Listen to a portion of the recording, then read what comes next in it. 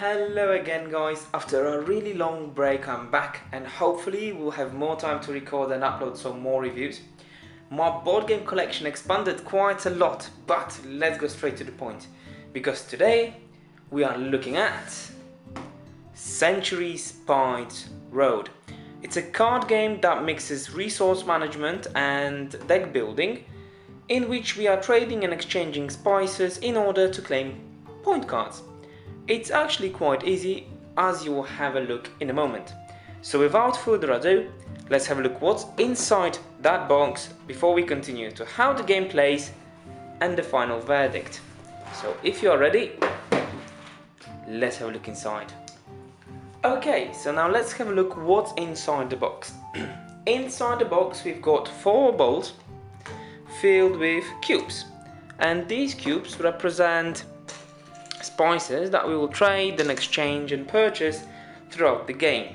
And we've got 4 from most common to the rarest. We've got yellow, which represents turmeric, red, which represents saffron, green one represents cardamom, and brown one represents cinnamon.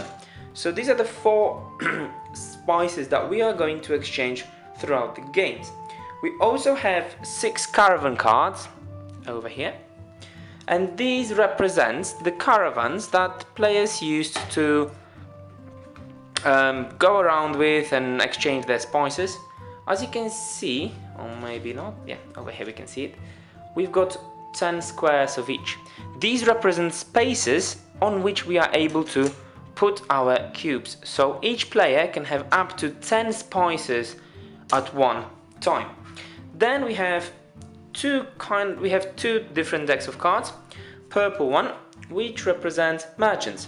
These cards allow us to either get some resources, like for example over here, 1 green, 1 yellow, over here 2 red, or make trades and exchanges, like over here. For 2, well, let's get single one.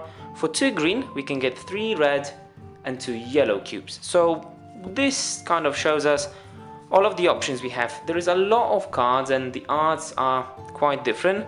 However, the arts do not always correspond, so you might have the same effect or same art on 2 completely different cards. It appears that the arts are quite random, like over here we've got changing cardamom into cinnamon, while over here we've got saffron into cinnamon and turmeric. So you can see it's kind of, pictures are not really relevant. However, they are quite nice and I enjoyed the art style in the game. So we've got these that we'll be able to purchase and get throughout the game. These are the cards we will be using to build our deck, and that is the deck building mechanism over here. Over here we've got 2 types, we've got 6 sets for each player, and each one will have 2 types, which is upgrade 2 cubes and get 2 yellow cubes. These, as you've noticed, are different because they've got a purple, they are purple all around.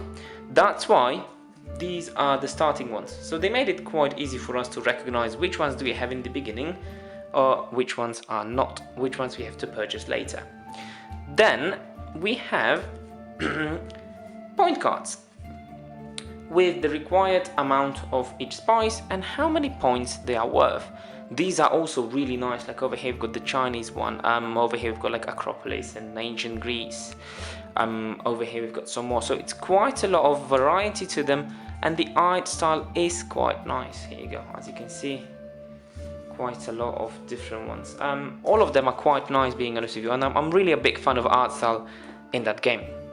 Also, we've got these, which I absolutely love. We've got metal coins in 2 colors, silver and gold. And in game we will be using them, and they will be giving extra points for certain point cards we claim.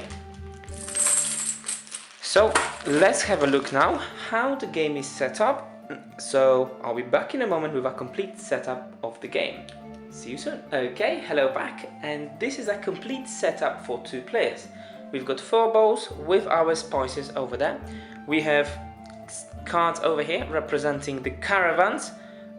Over here in the corner of one of them there is a symbol which represents first player. First player will take 3 turmeric, second player will take 4, third one will take 4, and later on, according to the instruction, we distribute the starting amount of the spices, which helps us to start the game. Then we have 2 rows of cards. On top we've got the point cards, which we will be grabbing and we'll be gaining points for them. And as you've noticed, on the first and second we put the coins. On the first one we put gold coin, which if claimed gives us 3 extra points. On the second one we put silver coin, which will give us an extra point for each coin we have. Then over here we've got merchant cards, and these will be used to build our deck of cards. They will allow us to get us some new spices, but also make the very important exchanges, which I will talk about more in a second. And then over here each player takes 2 starting cards and we are ready to go. Now how the game plays is fairly simple and it will not take long time to learn. However, that does not mean that the game is actually really easy or perhaps simplistic. There is surprising amount of depth to the whole game. Now there are 4 actions we can do. Each turn we can either play a card like this. And in this case, this card allows me to take 2 turmeric. So I just take the spices, put them in my caravan. If I will play an upgrade card, this will allow me to improve. So yellow can be improved into what? Wrong order over there. Yellow can be improved into red, red can be improved into green, and green can be improved into brown. So I could improve 2 yellow into 2 red as one, or I could improve 1 yellow into 1 red and straight away improve the same red into green and just put it back. So that's fairly simple. So that's one of the options we can do. A second action we could take is to acquire a merchant card, which means we can take one of these. If we take the first card, we can take it for free and just grab it, add it to our hand. Then all of the cards move to the right and a new merchant card is drawn. However, let's assume that in my turn, that player decides to take the third card. What we have to do is to place any cube on each card that precedes it. So I would have to put 1 cube over here, 1 cube over here, and then take the card I really want to. That one goes into my hand, and like before, once again, all of the cards move, and we add a new card over there. The third action we can do is rest, which means all of the cards that I have already used and are in my discard pile, I take back to my hand and I'm able to use them again. This is the basis for the deck building mechanism, where we will acquire new merchant cards, use them, then take them back and reuse them, and so on. It's actually quite important to think, and along with the second action with acquiring merchant card, they are the core deck building mechanic in the game, where careful choices as to what cards to use and when to get cards back to our hand can affect the outcome of the game. Final action is simply claiming a card. So for the sake of giving an example, let's assume the player 1 has 4 yellow cubes and 3 green cubes. What I can say is that I'm acquiring this card. I simply pay the cost, paying 3 green and 2 yellow, and that card becomes mine. I put it over here, that's the points I'm gonna get.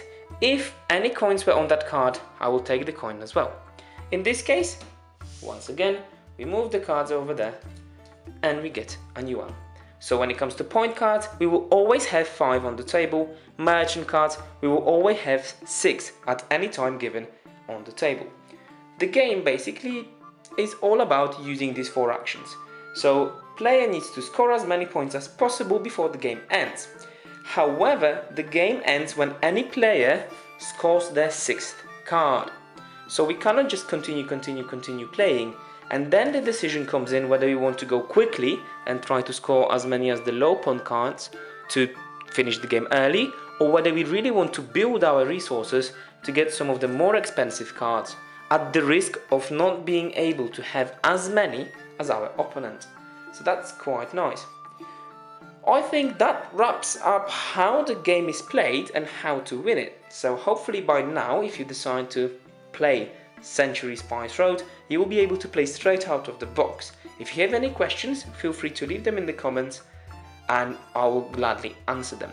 One thing I have forgotten to mention is that whenever we have a trade card, we can not only perform that trade once, we can perform it any number of times as long as I have enough resources.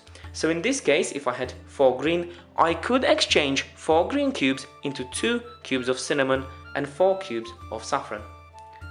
And I think that wraps how to play the game, and now let's move on to final verdict. Okay, so let's move on to the final verdict.